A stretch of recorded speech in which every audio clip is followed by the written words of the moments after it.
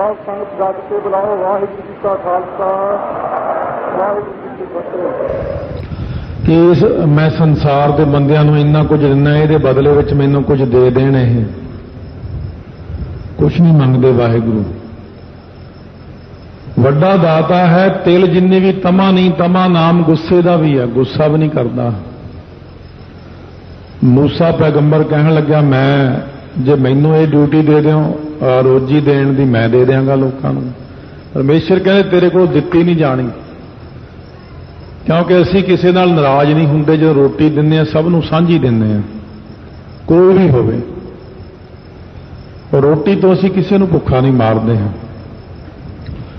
मूसे पैगंबर ने शाम तक सारिਆਂ ਨੂੰ रोजी वंडी। फिर परमेश्वर कहन लगे अज रोजी वंड दित्ती? कहते हाँ जी, सब नूं दे दित्ती। महाराज कहने फिर एक बंदा क्यों छड़ता अज? कहते महाराज वो तो बंदा ही बड़ा गंदा सी। कहते वो तो बड़ा भैड़ा कर्म कर रहा सी, मैनूं गुस्सा आ गया उहदे ते। तां गुरु नानक देव जी कहते सिद्धो देख लो, मूसे पैगंबर नूं गुस्सा आ गया तो उन्हें बंदे नूं भुखा मारता। इउं तां जे बंदे दे हत्थ 'च रोटी देण नूं रब दे देवे तां बंदा किसे नूं रोटी ना देवे, कल्ला ही खावे कि सारे भुखे मरो। पर वाहिगुरू ही है जिहड़ा वड्डा दाता, तिल ना तमाए। जिन्नूं तिल जिन्नी भी तमाए गुस्सा आउंदा ही नहीं है, तमा हुंदी नहीं, मन दे अंदर इच्छा पैदा ही नहीं हुंदी कि मैनूं कुछ मिले। नफसेस करके जिहड़ा दाता, चार प्रकार दे दाते पहलां आपां श्रवण भी कर चुके हैं। चार प्रकार दे जिहड़े दाते ने, कुछ वडियाइयां मंगण वाले ने, कुछ उहदे बदले ज्यादा मंगण वाले ने, पर सारियां नालों श्रोमणी ने जिहड़े वंड के छकदे ने। हुण इहदे विच जिहड़े दाते बने संसार दे अंदर, कोई तमोगुणी दान करदा, खिज के मत्थे 'च मारी दसी मंगते ने, चक चल उड़ जाए तो गुस्से 'च आके मारना, भगा के चीज सुट्टनी। इस प्रकार खिज के दान करने, ये तमोगुणी दान कहलाउंदे ने। नाल ये काहदा दान है, चवानी दे के किसी नूं दान थोड़ी हुंदा। दान तां बड़े बड़े हुंदे ने, बहुत वड्डे दान तां कलगियां वाले ने करके दिखाया। खालसे नूं आपां नूं जिहड़ा दान उन्हां ने दिता है, सरबंस दान, ये नहीं कोई कर सकदा। सारा कुछ ही आपां नूं दे दिता है। इन पुत्रन के सीस पर वार दिए सुत चार। साढ़े तो चार साहिबजादे अपने कुर्बान कीते ने। इस करके सतगुरु महाराज सच्चे पातशाह के मन के अंदर कोई लालसा नहीं। राजसी दान हुंदा है जिहड़ा इच्छा रख के दान करते हैं, इहनूं राजसी रजोगुणी दान कहा। इहदे बदले मैनूं की मिलेगा? दे दे मंगै सहसा गुणा, शोभ करे संसार। ਇਹਦੇ ਵੱਟੇ ਮੈਨੂੰ 1000 रुपया मिले, 1000 ਦੇ ਵੱਟੇ ਲੱਖ मिले, ਢੇਲੀ ਵੱਟੇ ਹਵੇਲੀ मिले। ਦੇ ਦੇ ਮੰਗਾ ਸਹਿਸਾ ਗੁਣਾ, ਸੋਭ ਕਰੇ ਸੰਸਾਰ। ਮੇਰੀ ਸ਼ੋਭਾ ਹੋਵੇ ਸੰਸਾਰ ਦੇ ਅੰਦਰ, ਪਰ ਸਤੀਆਂ ਮਨ ਸੰਤੋਖ ਉਪਜੈ। ਸਤੀ ਸਤ ਪ੍ਰਤੱਗੀ ਪੁਰਸ਼ਾਂ ਦੇ ਮਨ ਦੇ ਅੰਦਰ ਦਾਨ ਕਰਕੇ ਸੰਤੋਖ ਪੈਦਾ ਹੁੰਦਾ। ਉਹ ਕਿਹੜਾ ਸ਼ਾਂਤ ਕੀ ਦਾਨ है। तो महाराज कहने शांत की दान करने नाल मन नूं भी ठंड पैंदी है। शांत की दान हुंदा निष्काम दान करना। जिवें गुरु नानक देव जी ने जिहड़ा भी घरे मंगता आ गया उहनूं ही गड़बी, किसी नूं छांप छल्ला, जो घर च पिया सब दान करी जाना। रजोगुणी दान हुंदा जिहड़ा अपनी वडियाई वास्ते करना है दान। जिवें मलक भागो ने कीता, गुरु नानक देव जी गए नहीं छकण, कहते तेरे नहीं आना, मैं तेरे ब्रह्म भोज च आना नहीं। मैनूं भाई लालो दी शांत की रोटी चंगी, तेरी रजोगुणी रोटी है, तेरी रोटी तमोगुणी है। अंदरों खिजिया खपिया पिया भी इन्ना रुपया खर्च हो गया, पर एक पासे कहना चलो मेरी वडियाई होवेगी। ये वड्डे दाते नूं तिल जिन्नी भी तमा नहीं है। सो इस करके सतगुरु महाराज सच्चे पातशाह कहते हैं उस अकाल पुरख तो मंगण वालियां दा कोई अंत नहीं है। कौन कौन इस वाहिगुरू अकाल पुरख तो मंगते ने संसार के अंदर? तो सतगुरु महाराज सच्चे पातशाह फरमाते ने बचन, केते मंगह जोध अपार ਅਪਾਰ ਪਾਰਾਵਾਰ ਤੋਂ ਰਹਿਤ ਪਰਮੇਸ਼ਰ ਤੋਂ ਕਿੰਨੇ ਹੀ ਯੋਧੇ ਮੰਗਦੇ ਨੇ। ਇਹ ਤਾਂ ਇਹਦਾ ਆਖਰੀ ਅਰਥ ਹੈ। ਬਸ ਇਤੇ ਮੰਗਿਆ ਜੋਧ ਅਪਾਰ, ਉਸ ਪਾਰਾਵਾਰ ਤੋਂ ਰਹਿਤ ਪਰਮੇਸ਼ਰ ਤੋਂ ਬੇਅੰਤ ਯੋਧੇ ਮੰਗਦੇ ਨੇ। ਮਹਾਰਾਜ ਨੇ ਤਾਂ ਇਸ ਨੂੰ ਅਰਥ ਨੂੰ ਸਾਹਮਣੇ ਕੁਝ ਸਪਸ਼ਟ ਨਹੀਂ ਕੀਤਾ ਹੈ। ਕੀ ਕਰੀਏ ਇਹਦਾ ਹੁਣ? ਜੇ ਇੰਨਾ ਹੀ ਅਰਥ ਕਰਕੇ ਆਪਾਂ ਅੱਗੇ ਲੰਘ ਜਾਂਦੇ ਹਾਂ ਤੇ ਇੰਨੀ ਗੱਲ ਵਿੱਚ ਕੁਝ ਵੀ ਨਹੀਂ ਬਣਦਾ। ਇਹ ਉਹੀ ਅਰਥ ਹੋ ਗਿਆ, ਵੱਡੇ ਮੇਰੇ ਸਾਹਿਬਾ ਗੈਰ ਗੰਭੀਰਾ ਗੁਣੀ ਗਹੀਰਾ। ਯੋਧੇ ਕਿੰਨੀ ਤਰ੍ਹਾਂ ਦੇ ਨੇ, ਪਹਿਲਾਂ ਇਹ ਦੇਖਣਾ ਪੈਣਾ ਆਪਾਂ ਨੂੰ। ਯੋਧਾ ਕਿਹਨੂੰ ਕਿਹਨੂੰ ਬਾਣੀ ਵਿੱਚ ਮਹਾਰਾਜ ਨੇ ਕਿਹਾ ਹੈ। ਜਾ ਕਉ ਹਰ ਰੰਗ ਲਾਗੋ ਇਸ ਯੁਗ ਮੈਂ ਸੋ ਕਹੀਤ ਹੈ ਸੂਰਾ। ਸੂਰਮੇ ਤਾਂ ਉਹਨਾਂ ਨੂੰ ਵੀ ਕਿਹਾ ਮਹਾਰਾਜ ਨੇ। ਇਸ ਤਰ੍ਹਾਂ ਸੂਰਮਾ ਉਹਨੂੰ ਕਹਿੰਦੇ ਨੇ ਜਿਹੜਾ ਇਕੱਲਾ ਹੀ 10 ਨਾਲ ਜਾਂ 100 ਨਾਲ ਲੜੇ। ਤੇ ਫਿਰ ਜਿਹੜਾ ਹੁੰਦਾ ਯੋਧਾ, ਸੂਰਮੇ ਤੋਂ ਬਾਅਦ ਯੋਧਾ ਆਉਂਦਾ, ਸੂਰਮਾ ਯੋਧਾ ਮਹਾਬਲੀ। ਉਹ ਜਿਹੜੇ ਨੇ ਉਹ ਹਜ਼ਾਰਾਂ ਲੱਖਾਂ ਨਾਲ ਲੜਦੇ ਨੇ। ਇਸੇ ਪ੍ਰਕਾਰ ਆਤਰਥੀ ਯੋਧਾ, ਆਤਰਥੀ ਯੋਧਾ ਸਾਰਿਆਂ ਨਾਲੋਂ ਤਕੜਾ ਹੁੰਦਾ। ਜਿਵੇਂ ਭਾਈ ਉਦੇ ਸਿੰਘ ਨੇ 10ਵੇਂ ਪਾਤਸ਼ਾਹ ਤੋਂ ਮੰਗਿਆ, ਜਦ ਮਹਾਰਾਜ ਨੇ ਰਾਤ ਨੂੰ ਆ ਕੇ ਦੇਖਿਆ, ਕਹਿੰਦੇ ਬਾਬਾ ਅਜੀਤ ਸਿੰਘ ਨਜ਼ਰ ਨਹੀਂ ਆਉਂਦੇ। ਜਦੋਂ ਸ੍ਰੀ ਅਨੰਦਪੁਰ ਸਾਹਿਬ ਦਾ ਕਿਲਾ ਛੱਡਿਆ ਤਾਂ ਸਿੰਘ ਕਹਿਣ ਲੱਗੇ ਮਹਾਰਾਜ ਸਰਸਾ ਨਦੀ ਤੇ ਤੁਰਕਾਂ ਦੀ ਸਾਰੀ ਫੌਜ ਉਹਨਾਂ ਨੇ ਤਾਂ ਰੁਕੀ ਹੋਈ ਹੈ। ਮਹਾਰਾਜ ਕਹਿੰਦੇ ਉਹਨਾਂ ਦਾ ਸ਼ਹੀਦੀ ਦਾ ਸਮਾਂ ਨਹੀਂ ਆਇਆ ਹਲੇ। ਭਾਈ ਉਦੇ ਸਿੰਘ ਨੇ ਮੰਗਿਆ ਮਹਾਰਾਜ ਤੋਂ ਇਹ ਕਿ ਮਹਾਰਾਜ ਮੈਨੂੰ ਬਲ ਬਖਸ਼ੋ ਕਿ ਮੈਂ ਤੁਰਕਾਂ ਦੀ ਸਾਰੀ ਫੌਜ ਇਕੱਲਾ ਰੋਕ ਸਕਾਂ। ਮਹਾਰਾਜ ਨੇ ਉੱਥੇ ਵਰ ਦਿੱਤਾ ਭਾਈ ਉਦੇ ਸਿੰਘ ਨੂੰ, ਜਾ ਆਤਰਥੀ ਯੋਧਾ ਬਣ, ਜਾ ਕੇ ਸੰਭਾਲ ਸਾਰਿਆਂ ਨੂੰ। ਆਤਰਥੀ ਯੋਧਾ ਉਹ ਜਿਹੜਾ ਇਕੱਲੇ ਹੀ 20-20 ਲੱਖ ਫੌਜ ਦੇ ਨਾਲ ਟੱਕਰ ਲੈ ਜਾਵੇ। ਪਰ ਇਹੋ ਜਿਹਾ ਕੋਈ ਬਿਰਲਾ ਹੀ ਆਉਂਦਾ ਸੰਸਾਰ ਦੇ ਅੰਦਰ। ਤੋ ਇਸ ਪ੍ਰਕਾਰ ਸਤਿਗੁਰੂ ਮਹਾਰਾਜ ਕਹਿੰਦੇ ਕਿੰਨੇ ਯੋਧੇ ਮੰਗਦੇ ਨੇ, ਮੈਂ ਜੰਗ ਪ੍ਰਾਪਤ ਕਰਾਂ, ਮੈਨੂੰ ਜਿੱਤ ਪ੍ਰਾਪਤ ਹੋਵੇ। ਸੋ ਇਸ ਪ੍ਰਕਾਰ ਰਾਜਾ ਖੜਗ ਸਿੰਘ ਕ੍ਰਿਸ਼ਨ ਜੀ ਵੇਲੇ ਹੋਇਆ। ਉਹ ਹਮੇਸ਼ਾ ਇਹੀ ਕਹਿੰਦਾ ਮੈਂ ਇਕੱਲੇ ਕ੍ਰਿਸ਼ਨ ਜੀ ਨਾਲ ਜੰਗ ਕਰਨਾ। ਬਸ ਉਹ ਉਹਨਾਂ ਤੋਂ ਹੀ ਮੰਗਦਾ ਸੀ। 17 ਵਾਰੀ ਕ੍ਰਿਸ਼ਨ ਜੀ ਨੂੰ ਢਾਹਿਆ ਉਹਨੇ। ਜਦੋਂ ਕ੍ਰਿਸ਼ਨ ਜੀ ਤੇ ਵਾਰ ਕਰਕੇ ਗਲ ਵੱਢਣ ਲੱਗਿਆ ਕਰੇ, ਫੇਰ ਕਹਿੰਦਾ ਫੇਰ ਮੈਂ ਲੜੂੰਗਾ ਕਿਹਦੇ ਨਾਲ ਬਾਅਦ ਚ, ਤੇ ਤੁਸੀਂ ਤਾਂ ਮਾਰੇ, ਕਿਉਂਕਿ ਦੁਨੀਆ 'ਚ ਹੋਰ ਕੋਈ ਯੋਧਾ ਹੀ ਨਹੀਂ ਜਿਹੜਾ ਮੇਰੇ ਨਾਲ ਲੜ ਸਕੇ। ਫੇਰ ਛੱਡ ਦਿੰਦਾ ਸੀ। ਅਖੀਰ ਇੱਕ ਵਾਰੀ ਜਦੋਂ ਉਹਦਾ ਗਾਲੀ ਵੱਢ ਦਿੱਤਾ ਕ੍ਰਿਸ਼ਨ ਜੀ ਨੇ, 2 ਟੋਟੇ ਵੱਖਰੇ ਵੱਖਰੇ ਤਾਂ ਨੂੰ ਗਏ ਪਰਲੋਕ ਨੂੰ, ਨਾਲੇ ਧੜ ਤੇ ਨਾਲੇ ਸਿਰ ਵੱਖਰਾ ਹੀ ਗਿਆ। ਕਹਿੰਦੇ ਹਲੇ ਮੇਰੀ ਇੱਛਾ ਪੂਰੀ ਨਹੀਂ ਹੋਈ, ਮੈਂ ਫੇਰ ਤੁਹਾਡੇ ਨਾਲ ਜੰਗ ਕਰੂੰਗਾ। ਕਹਿੰਦੇ ਕੋਈ ਨਹੀਂ, ਜਦੋਂ ਵੀ ਤੂੰ ਆਏਗਾ ਸਾਡੇ ਨਾਲ ਜੰਗ ਜ਼ਰੂਰ ਕਰੇਗਾ। ਇਸ ਤਰ੍ਹਾਂ ਯੋਧੇ ਮੰਗਦੇ ਨੇ ਅਕਾਲ ਪੁਰਖ ਤੋਂ। ਮਦ ਤੇ ਕੈਟਵ ਦੈਂਤ ਨੇ ਮੰਗਿਆ ਅਕਾਲ ਪੁਰਖ ਤੋਂ ਕਿ ਅਸੀਂ ਤੇਰੇ ਨਾਲ ਜੰਗ ਕਰਨਾ। ਲਲਾ ਬੇਗ ਨੇ ਮੰਗਿਆ ਮਹਾਰਾਜ ਜੀ ਤੋਂ, ਕਾਬਲੀ ਬੇਗ ਨੇ 6ਵੇਂ ਪਾਤਸ਼ਾਹ ਨੂੰ ਕਿਹਾ ਮੈਂ ਤੁਹਾਡੇ ਕੱਲਿਆਂ ਨਾਲ ਜੰਗ ਕਰਨਾ, ਆਪਣੀ ਫੌਜ ਪਾਸੇ ਕਰ ਲਓ। ਇਸੇ ਪ੍ਰਕਾਰ ਪੈਂਡੇ ਖਾਂ ਨੇ ਮੰਗਿਆ, ਕਾਲੇ ਖਾਂ ਅੱਜ ਮੰਗੇਗਾ। ਅੱਜ ਜੰਗ ਦਾ ਪ੍ਰਸੰਗ ਕਾਲੇ ਖਾਂ ਦਾ। ਕਾਲੇ ਖਾਂ ਕਹਿੰਦਾ ਮੈਂ ਇਕੱਲਾ ਲੜਨਾ ਤੁਹਾਡੇ ਨਾਲ। ਮਹਾਰਾਜ ਕਹਿੰਦੇ ਮੰਗ ਲਓ, ਤਾਂ ਕੀ ਹੈ, ਆਓ ਰਸਤਾ ਬੰਦ ਨਹੀਂ ਹੋ ਗਿਆ।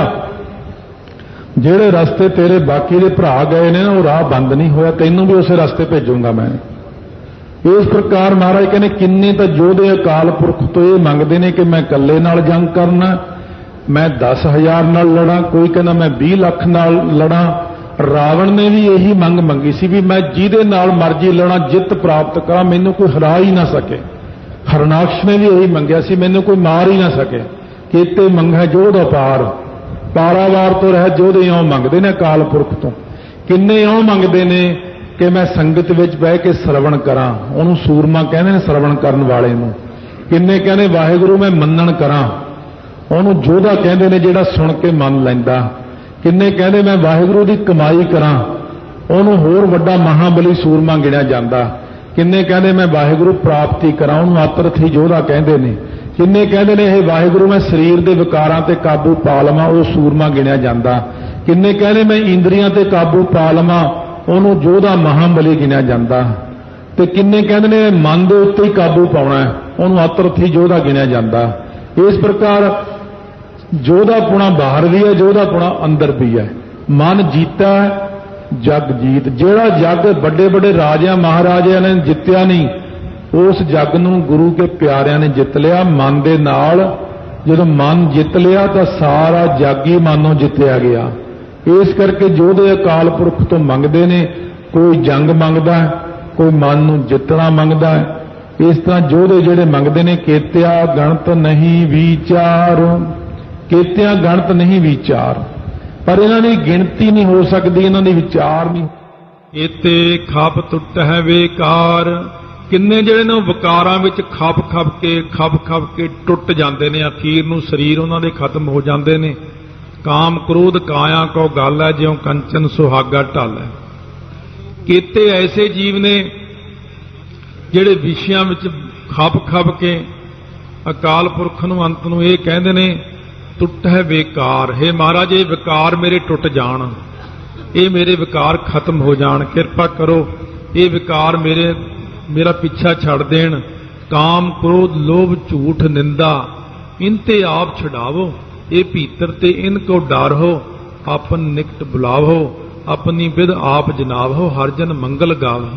हे ਮਹਾਰਾਜ, ਇਹਨਾਂ ਵਿਸ਼ਿਆਂ ਵਿਕਾਰਾਂ ਤੋਂ ਮੇਰਾ ਖਹਿੜਾ ਛਡਾਓ, ਮਿਹਰ ਭਰਿਆ ਹੱਥ ਰੱਖੋ। ਇਉਂ ਕਿੰਨੇ ਲੋਕ ਵਿਸ਼ਿਆਂ ਵਿਕਾਰਾਂ ਵਿੱਚ ਖਪ ਕੇ ਮਰ ਗਏ ਨੇ, ਕਿਉਂਕਿ ਉਹ ਜਿਹੜੀ ਗਿਣਤੀ ਦੀ ਗੱਲ ਚੱਲ ਰਹੀ, ਬਹੁਤਾ ਕਰਮ ਲਿਖਿਆ ਨਾ ਜਾਏ। ਜਿਹੜੇ ਅਕਾਲ ਪੁਰਖ ਦੇ ਜੀਵ ਕਰਮ ਕਰਦੇ ਨੇ ਜਾਂ ਬਖਸ਼ਿਸ਼ਾਂ ਵਾਹਿਗੁਰੂ ਵੱਲੋਂ ਹੁੰਦੀਆਂ, ਇਹਨਾਂ ਸਾਰਿਆਂ ਨੂੰ ਲਿਖ ਨਹੀਂ ਸਕਦੇ ਆਪਾਂ, ਲਿਖ ਕੇ ਪੂਰਾ ਨਹੀਂ ਕਰ ਸਕਦੇ। ਹੁਣ ਇੱਥੇ ਜਿਵੇਂ ਕਹਿੰਦੇ ਅਸੰਖ ਦੀ ਪੌੜੀ ਆਈ ਸੀ, ਇਸੇ ਪ੍ਰਕਾਰ ਕੇਤੇ ਖਪ ਟੁੱਟੈ ਵੇਕਾਰ। ਕਿੰਨੇ ਕੁ ਲੋਕ ਜਿਹੜੇ ਨੇ ਵਿਸ਼ਿਆਂ ਵਿਕਾਰਾਂ 'ਚ ਖਪ ਕੇ ਮਰ ਜਾਂਦੇ ਨੇ, ਉਹਨਾਂ ਦੀ ਕੋਈ ਗਿਣਤੀ ਅੱਜ ਤੱਕ ਹੋ ਹੀ ਨਹੀਂ ਸੀ। ਕਿ ਇਹ ਵਾਹਿਗੁਰੂ ਦੀ ਸ੍ਰਿਸ਼ਟੀ ਦਾ ਕਥਨ ਮਹਾਰਾਜ ਆਪ ਕਰ ਰਹੇ ਨੇ। ਸੋ ਐਸਾ ਬਖਸ਼ਿਸ਼ਾਂ ਗੁਰੂ ਨਾਨਕ ਦੇਵ ਜੀ ਨੇ ਕੀਤੀਆਂ। ਕੱਲ ਨੂੰ ਬਾਕੀ ਸ਼ਰਵਣ ਕਰਾਂਗੇ। ਜਿੰਨਾ ਸੁਣਿਆ ਧਿਆਨ ਦੇ ਨਾਲ ਬਾਣੀ ਪੜ੍ਹਦਿਆਂ ਹੋਇਆਂ, ਜਪਜੀ ਸਾਹਿਬ ਦਾ ਪਾਠ ਕਰਦਿਆਂ ਜਿੰਨੇ ਕੁ ਅਰਥ ਯਾਦ ਰਹਿ ਜਾਣ ਉਨੇ ਕੁ ਅਰਥ ਜ਼ਰੂਰ ਨਾਲ ਵਿਚਾਰਦੇ ਰਹੋ, ਕਿਉਂਕਿ ਮਨ ਦੀ ਇਕਾਗਰਤਾ ਵਿੱਚ ਗੁਰਬਾਣੀ ਹੀ ਸਹਾਈ ਹੁੰਦੀ ਹੈ, ਵਿਚਾਰ ਹੀ ਸਹਾਇਤਾ ਕਰਦੀ ਹੈ। ਜੇ ਵਿਚਾਰਾਂਗੇ ਤਾਂ ਮਨ ਦੀ ਇਕਾਗਰਤਾ ਵੱਧ ਤੋਂ ਵੱਧ ਹੁੰਦੀ। ਜਿਵੇਂ ਵਾਹਿਗੁਰੂ ਮੰਤਰ ਜਪਦੇ ਹਾਂ, ਵਾਹਿਗੁਰੂ ਮੰਤਰ ਦੀ ਵਿਚਾਰ ਕਰੀ ਜਾਓ ਨਾਲ, ਫੇਰ ਤਾਂ ਮਨ ਟਿਕਿਆ ਰਹਿੰਦਾ। ਜੇ ਮੂੰਹ ਨਾਲ ਵਾਹਿਗੁਰੂ ਕਿਹਾ ਤੇ ਫਿਰ ਵਿਚਾਰ ਕਿਸੇ ਪਾਸੇ ਹੋਰ ਹੀ ਘੁੰਮਦੇ ਰਹੇ, ਫਿਰ ਮਨ ਨੇ ਨਹੀਂ ਟਿਕਣਾ। ਇਸ ਕਰਕੇ ਵਾਹਿਗੁਰੂ ਕੌਣ ਹੈ ਇਹ ਵਿਚਾਰ ਕਰੋ। ਵਾਹਿ ਦਾ ਭਾਵ ਕੀ ਹੈ, ਗੋ ਦਾ ਭਾਵ, ਰੂਹ ਦਾ ਭਾਵ। ਇਉਂ ਜਪਦਿਆਂ ਜਪਣੇ ਆਪਣੇ ਮਨ ਨੂੰ ਟਿਕਾਉਣਾ। ਵਾਹਿਗੁਰੂ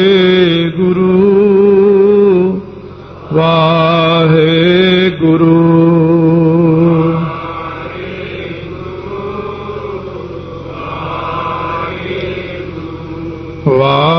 ਵਾਹਿਗੁਰੂ ਵਾਹਿਗੁਰੂ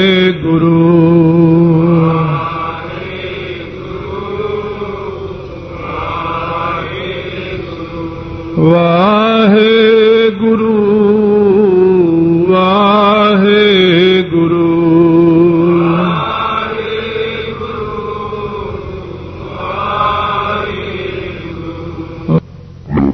ਸ਼ਾਮ ਸੰਭਾਲ ਰੋਜ਼ ਕਰਦੇ ਨੇ। ਸ੍ਰੀ ਜਪਜੀ ਸਾਹਿਬ ਦੇ ਪਾਠਾਂ ਰਾਹੀਂ ਬਖਸ਼ਿਸ਼ ਕਰਦੇ ਨੇ। ਸਤਿਗੁਰੂ ਮਹਾਰਾਜ ਨੇ ਸਿੱਧਾਂ ਨੂੰ ਨਿਰੁੱਤਰ ਕੀਤਾ ਹੈ। ਹੁਣ ਕਹਿੰਦੇ ਨੇ ਕਿ ਜਿਹੜਾ ਵਾਹਿਗੁਰੂ ਦਾ ਬਖਸ਼ਿਸ਼ ਹੈ, ਉਹਦਾ ਕਰਮ ਹੈ, ਇਹ ਲਿਖਿਆ ਤਾਂ ਜਾ ਸਕਦਾ ਹੈ। ਮਹਾਰਾਜ ਸੱਚੇ ਪਾਤਸ਼ਾਹ ਕਹਿੰਦੇ ਤੁਸੀਂ ਕਿਹਨੂੰ ਲਿਖੋਗੇ, ਉਹਦੀਆਂ ਕਿਹੜੀਆਂ ਬਖਸ਼ਿਸ਼ਾਂ ਨੂੰ ਤੁਸੀਂ ਲਿਖੋਗੇ। ਸਾਰੀਆਂ ਬਖਸ਼ਿਸ਼ਾਂ ਅਕਾਲ ਪੁਰਖ ਦੀਆਂ ਲਿਖਣੀਆਂ ਬਹੁਤ ਔਖੀਆਂ ਨੇ, ਕਿਉਂਕਿ ਉਹਨੂੰ ਤਾਂ ਕਿਸੇ ਗੱਲ ਦੀ ਤਮਾ ਨਹੀਂ ਹੈ। ਉਹਦੇ ਕੋਲੋਂ ਤਾਂ ਸਾਰੇ ਮੰਗਣ ਵਾਲੇ ਹੀ ਨੇ। ਕੋਈ ਸੂਰਮਗਤੀ ਮੰਗਦਾ ਹੈ, ਕੋਈ ਨਾਮਦਾਨ ਮੰਗਦਾ ਹੈ, ਕੋਈ ਕੁਛ ਮੰਗਦਾ ਹੈ, ਕੋਈ ਕੁਛ ਮੰਗਦਾ। ਆਪੋ ਆਪਣੇ ਢੰਗ ਨਾਲ ਹਰੇਕ ਕੋਈ ਮੰਗੀ ਜਾਂਦਾ। ਕਈ ਮੰਗ ਕੇ ਫਿਰ ਇਹ ਵੀ ਕਹਿੰਦੇ ਨੇ ਮੈਨੂੰ ਵਾਹਿਗੁਰੂ ਨੇ ਦਿੱਤਾ ਹੀ ਕੀ ਹੈ। ਅਜੀਬ ਗੱਲ, ਤੈਨੂੰ ਸਰੀਰ ਤਾਂ ਦਿੱਤਾ, ਜੀਓ ਪਾਏ ਪਿੰਡ ਜਿਨ ਸਾਜਿਆ, ਦਿੱਤਾ ਪਹਿਨਣ ਖਾਣ, ਤੈਨੂੰ ਇੰਨਾ ਕੁਛ ਤਾਂ ਦਿੱਤਾ। ਕਹਿੰਦੇ ਮੈਨੂੰ ਦਿੱਤਾ ਹੀ ਕੁਛ ਨਹੀਂ ਹੈ। ਉਹਨਾਂ ਨੂੰ ਹੁਣ ਕਹਿੰਦੇ ਨੇ ਕੇਤੇ ਲੈ ਮੁਕਰ ਪਾਹੇ। ਕਿੰਨੇ ਰੋਜ਼ ਲੈਂਦੇ ਨੇ ਵਾਹਿਗੁਰੂ ਤੋਂ। ਸਵੇਰੇ ਰੋਟੀ ਖਾਂਦੇ, ਦੁਪਹਿਰੇ ਖਾਂਦੇ, ਸ਼ਾਮ ਨੂੰ ਖਾਂਦੇ, ਸਾਰਾ ਦਿਨ ਦੀਆਂ ਚਾਹਾਂ ਦੁੱਧ ਹੋਰ ਕਈ ਫਲ ਫਰੂਟ ਖਾ ਕੇ ਕੱਪੜੇ ਪਹਿਨ ਕੇ ਸਾਰਾ ਕੁਝ ਖਾ ਪੀ ਕੇ ਰਾਤ ਨੂੰ ਨਿੰਦਣ ਲੱਗ ਜਾਂਦੇ ਨੇ, ਮੈਨੂੰ ਵਾਹਿਗੁਰੂ ਨੇ ਕੁਝ ਦਿੱਤਾ ਹੀ ਨਹੀਂ ਹੈ। ਸੁਥਰੇ ਸ਼ਾਹ ਦਸਵੇਂ ਪਾਤਸ਼ਾਹ ਵੇਲੇ ਮਠਿਆਈ ਦੁਕਾਨਦਾਰ ਤੋਂ ਲਵੇ ਰੋਜ਼, ਉਹ ਭਾਈ ਮੈਂ ਗੁਰੂ ਕਾ ਹਜੂਰੀਆ ਰਹਿਣ ਵਾਲਾ, ਲਿਆ ਮਠਿਆਈ। ਪੈਸੇ ਕਹਿੰਦਾ ਪੈਸੇ ਲਿਖ ਲੈ ਇੱਥੇ। ਰੋਜ਼ ਖਾਂਦਾ ਹੈ ਮਠਿਆਈਆਂ। ਇੱਕ ਦਿਨ ਉਹ ਕਿਹਾ ਭਾਈ ਮਹੀਨਾ ਹੋ ਗਿਆ ਹੁਣ ਭਾਈ ਮੇਰਾ ਹਿਸਾਬ ਕਰ ਪੈਸੇ ਦੇ। ਕਹਿੰਦਾ ਕਿਹੜੇ ਪੈਸੇ? ਵੈਸੇ ਮਠਿਆਈ ਖਾਧੀ। ਮੈਂ ਮਠਿਆਈ ਕਾਹਦੀ ਖਾਧੀ? ਮੈਂ ਖਾਧੀ ਹੀ ਨਹੀਂ। ਉਸ ਵਕਤ ਮਹਾਰਾਜ ਕੋਲ ਸ਼ਿਕਾਇਤ ਕੀਤੀ ਦੁਕਾਨਦਾਰ ਨੇ, ਮਹਾਰਾਜ ਤੁਹਾਡਾ ਸੁਥਰੇ ਸ਼ਾਹ ਮੈਥੋਂ ਮਠਿਆਈ ਲੈ ਕੇ ਖਾਂਦਾ ਰਿਹਾ, ਦੇਖੋ ਲਿਖਿਆ ਹੋਇਆ ਮੇਰਾ। ਹੁਣ ਕਹਿੰਦਾ ਮੈਂ ਖਾਧੀ ਨਹੀਂ। ਸੁਥਰੇ ਸ਼ਾਹ ਇੱਧਰ ਆ ਬਈ, ਮਠਿਆਈ ਖਾਧੀ ਹੈ? ਖਾਧੀ ਤਾਂ ਹੈ ਮਹਾਰਾਜ। ਫਿਰ ਤੂੰ ਮੁੱਕਰਦਾ ਕਿਉਂ ਹੈ? ਕਹਿੰਦਾ ਮਹਾਰਾਜ ਮੈਂ ਰੋਜ਼ ਜਪਜੀ ਸਾਹਿਬ ਪੜ੍ਹਦਾ, ਉਹ ਤੁਸੀਂ ਲਿਖਿਆ ਕਿਤੇ ਲੈ ਲੈ ਮੁੱਕਰ ਪਾ ਹੈ। ਮਹਾਰਾਜ ਕਹਿੰਦੇ ਅੱਗੇ ਨਹੀਂ ਪੜਿਆ ਕਿਤੇ ਮੂਰਖਾ ਹੀ ਖਾਏ। ਮਹਾਰਾਜ ਹੁਣ ਸਾਰੀਆਂ ਪੰਗਤੀਆਂ ਮੇਰੇ ਲਈ ਥੋੜੀ ਆ, ਇੱਕ ਪੰਗਤੀ ਮੈਨੂੰ ਠੀਕ ਬੈਠ ਗਈ ਮੈਂ ਆਪਣੀ ਲੈ ਲਈ, ਉਹ ਹੋਰ ਕੋਈ ਹੋਰ ਕਿਸੇ ਨੂੰ ਦੇ ਦਿਓ ਦੂਜੀ ਪੰਗਤੀ। ਸਤਿਗੁਰੂ ਮਹਾਰਾਜ ਸੱਚੇ ਪਾਤਸ਼ਾਹ ਕਹਿੰਦੇ ਇਹ ਨਹੀਂ ਪੜਿਆ ਕੂੜ ਬੋਲ ਮੁਰਦਾਰ ਖਾਏ, ਝੂਠ ਬੋਲ ਕੇ ਮੁਰਦਾ ਖਾਣ ਦੇ ਤੁਲ ਹੁੰਦਾ। ਜਦ ਇੰਨੀ ਗੱਲ ਕਹੀ ਤੇ ਮਹਾਰਾਜ ਮੈਂ ਤਾਂ ਇੱਕ ਪੰਗਤੀ ਵੀ ਠੀਕ ਬੈਠੀ, ਮੈਨੂੰ ਤਾਂ ਮਹਾਰਾਜ ਦਾ ਹਾਸਾ ਨਿਕਲ ਗਿਆ। ਖਜ਼ਾਨਚੀ ਨੂੰ ਕਹਿੰਦੇ ਇਹਨੂੰ ਦੁਕਾਨਦਾਰ ਨੂੰ ਪੈਸੇ ਦੇ ਦੇ ਭਾਈ। ਸੁਥਰੇ ਸ਼ਾਹ ਅੱਗੇ ਵਾਸਤੇ ਇਉਂ ਨਹੀਂ ਕਰਨਾ ਭਾਈ, ਇਉਂ ਬਾਣੀ ਦਾ ਨਰਾਦਰ ਹੁੰਦਾ। ਇਸੇ ਪ੍ਰਕਾਰ ਮਹਾਰਾਜ ਦੇ ਦੋ ਸਿੱਖ ਸੋ ਭਾਈ ਮਾਲਾ ਸਿੰਘ ਤੇ ਭਾਈ ਲਾਹੌਰਾ ਸਿੰਘ ਹੋਏ। ਇਹ ਲਾਹੌਰਾ ਸਿੰਘ ਛੋਟੇ ਸਾਹਿਬਜ਼ਾਦਿਆਂ ਦਾ ਖਿਡਾਵਾ ਸੀ। ਭਾਈ ਮਾਲਾ ਸਿੰਘ ਦਾ ਘਰ ਦਸਵੇਂ ਪਾਤਸ਼ਾਹ ਦੇ ਮਹਿਲਾਂ ਦੇ ਬਿਲਕੁਲ ਪਿਛਲੇ ਪਾਸੇ ਨਾਲ ਹੀ ਸੀ। ਬੜਾ ਪਰਉਪਕਾਰੀ ਗੁਰਸਿੱਖ ਸੀ, ਜਿਹਨੇ 100 ਮੰਗਿਆ 100 ਦੇਤਾ, ਉਧਾਰਾ ਉਹਨੂੰ ਦੇਤਾ, ਫਿਰ ਮੋੜ ਜੀ ਭਾਈ। ਇਉਂ ਗੁਰਸਿੱਖਾਂ ਤੇ ਭਲਾ ਕਰਦਾ, ਪਰਉਪਕਾਰ ਕਰਦਾ, ਕਿਸੇ ਨੂੰ ਵੈਸੇ ਵੀ ਦੇ ਦਿੰਦਾ। ਇਹ ਲਾਹੌਰਾ ਸਿੰਘ ਨੇ 100 ਰੁਪਈਆ ਲੈ ਲਿਆ ਉਧਾਰਾ। ਉਹਨਾਂ ਦੇ ਵਿੱਚ 100 ਰੁਪਏ ਦੀ ਬਹੁਤ ਜ਼ਿਆਦਾ ਕੀਮਤ। ਤਾਂ ਉਸ ਵਕਤ ਲੈ ਕੇ ਜਦ ਭਾਈ ਮਾਲਾ ਸਿੰਘ ਥੋੜਾ ਜਿਹਾ ਇੱਕ ਵਾਰੀ ਮਾਇਆ ਵੱਲੋਂ ਗਰੀਬ ਜਿਹਾ ਹੋ ਗਿਆ, ਉਹਨੇ ਜਾ ਕੇ ਇਹਦੇ ਘਰ ਲਾਹੌਰਾ ਸਿੰਘ ਦੇ ਪੈਸੇ ਮੰਗੇ। ਲਾਹੌਰਾ ਸਿੰਘ ਨੇ ਉੱਚੀ ਉੱਚੀ ਰੌਲਾ ਪਾਇਆ, ਕਹਿੰਦਾ ਮੈਂ ਕੋਈ ਪੈਸੇ ਨਹੀਂ ਦੇਣੇ, ਮੈਂ ਲਏ ਨਹੀਂ ਗਏ, ਮੈਂ ਨਹੀਂ ਕੀਤੇ। ਮਾਲਾ ਸਿੰਘ ਕਹਿੰਦਾ ਤਾਂ ਇੱਥੋਂ ਮਹਾਰਾਜ ਲੇਖਾ ਲੈਣਗੇ। ਲਾਹੌਰਾ ਸਿੰਘ ਅੱਗੇ ਕਹਿੰਦਾ ਲੇਖਾ ਕੋਈ ਨਾ ਪੁੱਛਿਆ ਹੀ ਜਾਂ ਹਰਬਖਸ਼ੰਦਾ, ਸਾਨੂੰ ਲੇਖਾ ਕਿਹਨੇ ਪੁੱਛਣਾ, ਅਸੀਂ ਗੁਰੂ ਕੇ ਖਿਡਾਵੇ। ਮਹਾਰਾਜ ਜੀ ਕਿਤੇ ਨਿਤਨੇਮ ਕਰਨ ਸਮੇਂ ਰਾਤ ਨੂੰ ਜਾਂ ਪਲੰਘ ਸਤਿਗੁਰੂ ਮਹਾਰਾਜ ਬਿਲਕੁਲ ਮਹਿਲਾਂ ਦੇ ਉੱਪਰਲੇ ਪਾਸੇ ਗਰਮੀਆਂ ਦੇ ਦਿਨਾਂ ਦੇ ਵਿੱਚ ਸੋਹਣੀ ਹਵਾ ਆਉਂਦੀ ਸੀ, ਡਹਾ ਲੈਂਦੇ। ਸਤਿਗੁਰੂ ਜੀ ਆਪਣਾ ਨਿਤਨੇਮ ਕਰਦਿਆਂ ਟਹਿਲ ਵੀ ਰਹੇ ਨੇ ਤੇ ਉਹਨਾਂ ਦੀ ਗੱਲ ਵੀ ਸੁਣ ਰਹੇ ਨੇ। ਮਹਾਰਾਜ ਸੱਚੇ ਪਾਤਸ਼ਾਹ ਕਹਿੰਦੇ ਭਾਈ ਲਾਹੌਰਾ ਸਿਆਂ ਚੁੱਪ ਕਰਕੇ ਇਹਦੇ ਪੈਸੇ ਮੋੜ ਦੇ। ਜਦ ਉਹਨੇ ਸੁਣਿਆ ਮਹਾਰਾਜ ਨੇ ਮੇਰੀ ਗੱਲ ਸੁਣ ਲਈ, ਉੱਥੇ ਹੀ ਮਿੱਠਾ ਪਿਆਰਾ ਬਣ ਗਿਆ। ਨਹੀਂ ਭਾਈ ਮਾਲਾ ਸਿਆਂ ਮੈਂ ਤਾਂ ਹੱਸਦਾ ਸੀ ਤੈਨੂੰ, ਮੈਂ ਤਾਂ ਤੇਰੇ ਪੈਸੇ ਦੇ ਦਿਆਂਗਾ। ਜਦ ਮਹਾਰਾਜ ਕੋਲ ਆਇਆ ਮਹਾਰਾਜ ਕਹਿੰਦੇ ਕਿਉਂ ਭਾਈ ਲਾਹੌਰਾ ਸਿਆਂ, ਇੱਕ ਪਾਸੇ ਇੰਨੀ ਸੇਵਾ ਕਰਦੇ ਹੋ, ਦੂਜੇ ਪਾਸੇ ਝੂਠ ਬੋਲ ਕੇ ਗਵਾਉਂਦੇ ਹੋ। ਹੱਕ ਪਰਾਇਆ ਨਾਨਕਾ ਉਸ ਸੂਰ ਉਸ ਗਾਏ, ਇਹ ਮੁੱਕਰ ਕਿਉਂ ਜਾਂਦੇ ਹੋ? ਉਸ ਵਕਤ ਸੱਚੇ ਪਾਤਸ਼ਾਹ ਚਰਨਾਂ ਡੇਕ ਕੇ ਮਾਫੀ ਮੰਗੀ ਤੇ ਮਹਾਰਾਜ ਮੈਥੋਂ ਗਲਤੀ ਹੋ ਗਈ। ਸੋ ਸਤਿਗੁਰੂ ਮਹਾਰਾਜ ਕਹਿੰਦੇ ਕੀਤੇ ਲੈ ਲੈ ਮੁੱਕਰ ਪਾਏ। ਕਿੰਨੇ ਲੋਕ ਰੱਬ ਤੋਂ ਦਾਤਾਂ ਲੈ ਲੈ ਕੇ ਮੁੱਕਰੀ ਜਾਂਦੇ ਨੇ। ਮੁੱਕਰੀ ਉਹਨਾਂ ਦੇ ਸੁਭਾਅ ਵਿੱਚ ਹੀ ਆ ਜਾਂਦਾ ਇਹ ਕਿ ਲੈ ਲਿਆ ਤੇ ਮੁੱਕਰ ਗਏ, ਲੈ ਲਿਆ ਤੇ ਮੁੱਕਰ ਗਏ। ਪਰ ਗੁਰਮੁਖਾਂ ਦੇ ਹਿਰਦੇ ਵਿੱਚ ਸ਼ੁਕਰਾਨਾ ਪੈਦਾ ਹੁੰਦਾ, ਵਾਹਿਗੁਰੂ ਤੇਰੀ ਬੜੀ ਕਿਰਪਾ। ਅਸੀਂ ਤਾਂ ਇੰਨੇ ਲਾਇਕ ਵੀ ਨਹੀਂ ਸੀ ਸੱਚੇ ਪਾਤਸ਼ਾਹ, ਨਾ ਤਾਂ ਅਸੀਂ ਤਾਬਿਆ ਬਹਿਣ ਦੇ ਲਾਇਕ ਸੀ, ਨਾ ਤੇਰੀ ਹਜ਼ੂਰੀ ਚ ਆਉਣ ਦੇ ਲਾਇਕ ਸੀ। ਅਸੀਂ ਤਾਂ ਬੜੇ ਨੀਚ ਕਰਮਾਂ ਵਾਲੇ। ਇਹ ਤਾਂ ਤੁਸੀਂ ਕਿਰਪਾ ਕਰਤੀ, ਸਾਨੂੰ ਇੱਥੇ ਲਿਆਂਦਾ, ਰੁਲਦਿਆਂ ਫਿਰਦਿਆਂ ਨੂੰ ਕਿਤੇ ਫੜ ਕੇ ਬਾਂਹ ਤੋਂ ਚਾਲੋ ਅੰਮ੍ਰਿਤ ਛਕ, ਅੰਮ੍ਰਿਤ ਛਕਾਤਾ। ਅਸੀਂ ਕਿੱਥੇ ਇਸ ਤੇ ਬੜੇ ਗਰੀਬ ਜੇ ਬੰਦੇ ਸੀ, ਕਿੱਥੇ ਲਾਇਕ ਸੀ ਸੱਚੇ ਪਾਤਸ਼ਾਹ, ਤੁਹਾਡੇ ਤਾਂ ਔਗੁਣਾਂ ਦੇ ਭਰੇ ਸੀ, ਪਾਪੀ ਸੀ, ਪਰ ਤੁਸੀਂ ਮਿਹਰ ਕਰ ਦਿੱਤੀ। ਇਉਂ ਜਿਹੜਾ ਮਹਾਰਾਜ ਦਾ ਸ਼ੁਕਰਾਨਾ ਕਰਨਾ, ਇਹਦੇ 'ਚ ਤਾਂ ਹੋਰ ਬਖਸ਼ਿਸ਼ਾਂ ਹੋ ਜਾਂਦੀਆਂ, ਪਰ ਕਿੰਨੇ ਲੋਕ ਮਹਾਰਾਜ ਕਹਿੰਦੇ ਲੈ ਲੈ ਕੇ ਮੁੱਕਰ ਪਾਉਂਦੇ ਨੇ। ਸ੍ਰਿਸ਼ਟੀ ਐਸੀ ਹੋਈ ਹੈ ਕਿਤੇ ਮੂਰਖ ਖਾਹੀ ਖਾਹੀ। ਕਿੰਨੇ ਮੂਰਖ ਲੋਕ ਜਿਹੜੇ ਨੇ ਉਹ ਖਾਈ ਜਾਂਦੇ ਨੇ, ਬਸ ਉਹਨਾਂ ਦਾ ਕੰਮ ਖਾਣਾ। ਖਾਹੀ ਖਾਹਿਸ਼ਾਂ ਵਾਲੇ ਹੋ ਕੇ ਖਾਹੇ ਪਦਾਰਥਾਂ ਨੂੰ ਖਾਈ ਜਾਂਦੇ ਨੇ ਉਹ, ਕਿਉਂਕਿ ਉਹ ਮੂਰਖ ਨੇ। ਉੱਥੋਂ ਲੈ ਕੇ ਖਾ ਲਿਆ, ਉੱਥੋਂ ਲੈ ਕੇ ਖਾ ਲਿਆ, ਉੱਥੋਂ ਲੈ ਕੇ ਖਾ ਲਿਆ, ਫਿਰ ਮੁੱਕਰ ਗਏ। ਹਰ ਜਗ੍ਹਾ ਦੇ ਉੱਤੋਂ ਜਿੱਥੇ ਮਹਾਰਾਜ ਸੱਚੇ ਪਾਤਸ਼ਾਹ ਕਹਿੰਦੇ ਜੈ ਤੈਂ ਕਾ ਜਿਵੇਂ ਪ੍ਰਸਾਦ ਮੇਰਾ ਸਿੱਖ ਨਹੀਂ ਆਦ ਜੁਗਾਦ। ਕਿਤੇ ਮੂਰਖ ਖਾਹੀ ਖਾਏ। ਉਹ ਮੂਰਖ ਨੇ ਜਿਹੜੇ ਐਵੇਂ ਥਾਂ ਥਾਂ ਖਾਂਦੇ ਫਿਰਦੇ ਨੇ, ਜਿੱਥੇ ਦੇਖਿਆ ਉੱਥੇ ਹੀ ਹੱਥ ਅੱਡ ਲਿਆ। ਹੁਣ ਸਤਿਗੁਰੂ ਦਾ ਹੁਕਮ ਨਹੀਂ ਹੈ, ਪ੍ਰਸਾਦ ਲੈ ਲੈਣਾ ਠੀਕ ਹੈ, ਜਿੱਥੇ ਕੋਈ ਦਿੰਦਾ ਲੈ ਲਓ, ਪਰ ਲੈ ਕੇ ਫਿਰ ਉਹਨੂੰ ਹੋਰ ਕਿਤੇ ਦੇ ਦਿਓ, ਬੱਚਿਆਂ 'ਚ ਵੰਡ ਦਿਓ। ਸਾਡੀ ਕਿਸੇ ਨਾਲ ਦਵੈਸ਼ ਈਰਖਾ ਨਹੀਂ ਹੈ, ਸਾਨੂੰ ਹੁਕਮ ਨਹੀਂ ਹੈ ਮਹਾਰਾਜ ਜੀ ਦਾ। ਸੋ ਇਸ ਕਰਕੇ ਸਤਿਗੁਰੂ ਮਹਾਰਾਜ ਕਹਿੰਦੇ ਕਈਆਂ ਦਾ ਕੰਮ ਹੀ ਖਾਣਾ ਹੀ ਹੁੰਦਾ।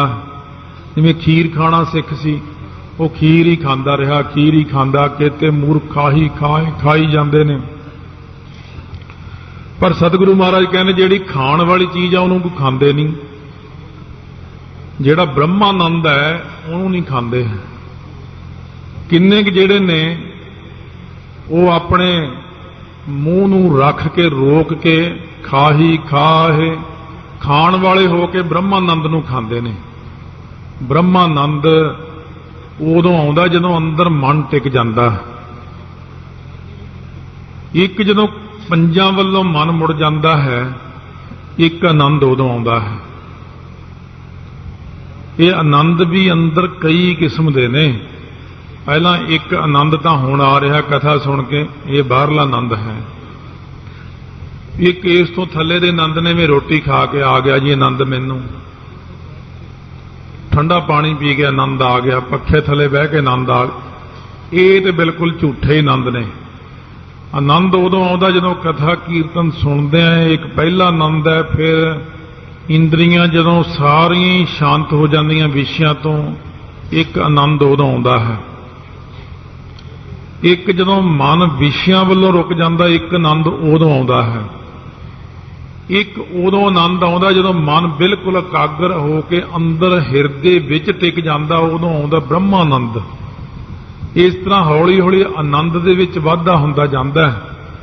ਤਾਂ ਸਤਿਗੁਰੂ ਮਹਾਰਾਜ ਕਹਿੰਦੇ ਜਿਹੜਾ ਆਨੰਦ ਨੂੰ ਖਾਣਾ ਸੀ ਉਹ ਤਾਂ ਖਾਦਾ ਨਹੀਂ, ਆਨੰਦ ਤਾਂ ਪ੍ਰਾਪਤ ਨਹੀਂ ਕੀਤਾ। ਸਿਰਫ ਪਦਾਰਥਾਂ ਦੇ ਖਾਣ ਵਾਲੇ ਹੋ ਕੇ ਪਦਾਰਥਾਂ ਨੂੰ ਹੀ ਖਾਈ ਜਾਂਦੇ ਨੇ।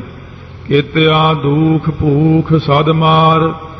ਕਿੰਨਿਆਂ ਨੂੰ ਇਸ ਸ੍ਰਿਸ਼ਟੀ ਵਿੱਚ ਦੁੱਖ ਦੀ ਮਾਰ ਪੈਂਦੀ ਹੈ, ਦੁੱਖ ਹੀ ਆਈ ਜਾਂਦੇ, ਦੁੱਖ ਹੀ ਆਈ ਜਾਂਦੇ ਨੇ।